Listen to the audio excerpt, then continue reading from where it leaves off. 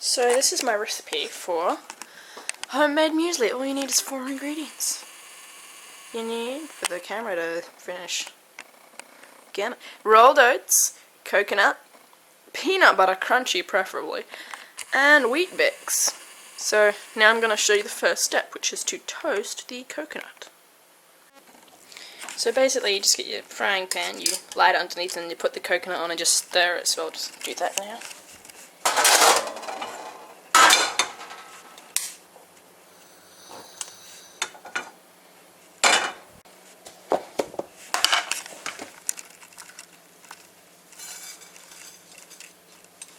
So put quite a bit on there. Just have it on a low heat at the beginning.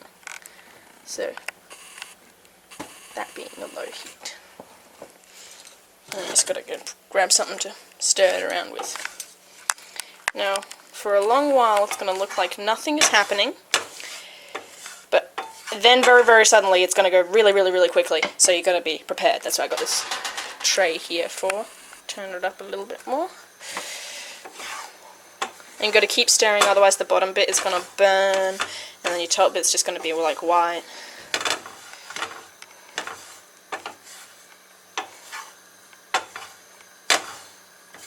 Doesn't really matter about the quantity of ingredients. At the moment I'm just winging it, and that's good because then you get your nice little mixture. It's a bit different every time, which is nice.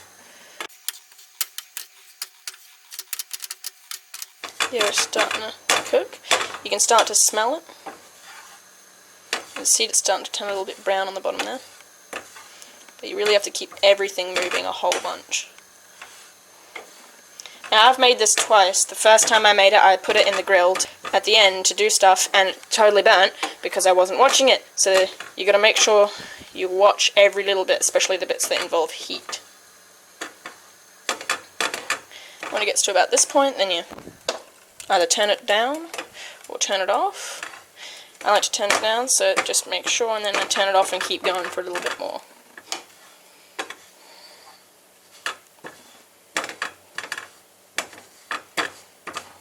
Turn it off now.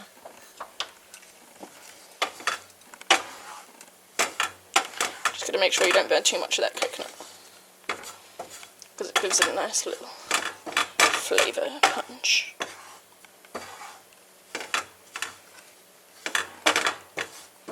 And then you get your coconut, and you just pour it in a container, so it's not on the hot frying pan anymore.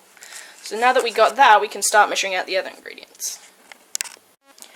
So for the wheat bix, I know a lot of people are probably like, what? Because wheat bix do not generally go in muesli. But I figured out this thing, it's just like mashed up. So you either use a mortar and pestle, or you use pretty much your hands, a spoon, and a chopping board. Now, I do own a mortar and pestle, but it has vanished off the face of the earth. So, hands and spoon it is. So basically, you can use 2 hands, but I'm holding a camera, so one end. You just, for the first bit, you just crunch it up using your hands like that, and you got a nice big one so that you can spread it out more. And then you get a spoon, and just use it to crush out all the smaller bits. So there's some I prepared earlier, so you don't have to watch me do this whole thing. So you can use 1 or 2 wheat bix. At the moment I'm using 2 because I can. So we'll just prepare the other ingredients then. So really you don't need to do anything with the oats or peanut butter, so basically you just grab your ingredients and dump them in a bowl, quite literally. Yep. This is what happens when you do one-handed cooking, because you're holding a camera. Things spill. And then you just grab a decent handful of oats, or you can pour it. I prefer a handful. And because we've got extra stuff, we're just going to put a little extra one in there. Stir the dry ingredients together. And then for the, for the peanut butter, you need to use my hands, so I'm going to find something to put my camera on. So next, basically, you just get your peanut butter, and you get a nice big spoonful of it, and just dump it right in there. Make sure you have washed hands for this, because it's food that you're touching. And then basically, so you got it in there, you just got to knead it in with your hands, which can get a bit messy. So don't be afraid to get your hands covered in peanut butter. That's the main rule of this food thing, recipe, that's what it's called. I have no script, I'm ad-libbing. I don't even know if that's the right word, what I'm doing now.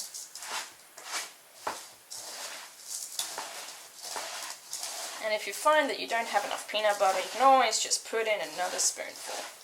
And you want not enough to make it like a sticky goo, or even like a dough, but just enough so that all of the dry bits feel a little bit, a little clunked together, and just making sort of like so they stick together a bit more than they would have when they were just dry.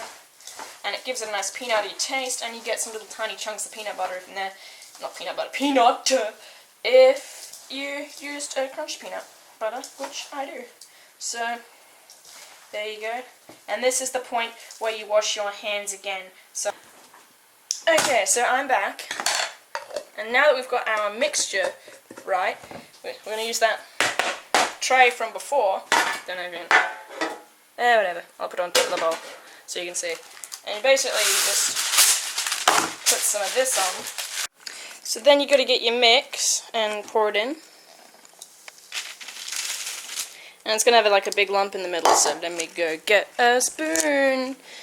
There in that thing. I'm going to get a new one. And if the timer goes off while I'm talking, it's because that's the grill timer saying that the grill is warm. Okay.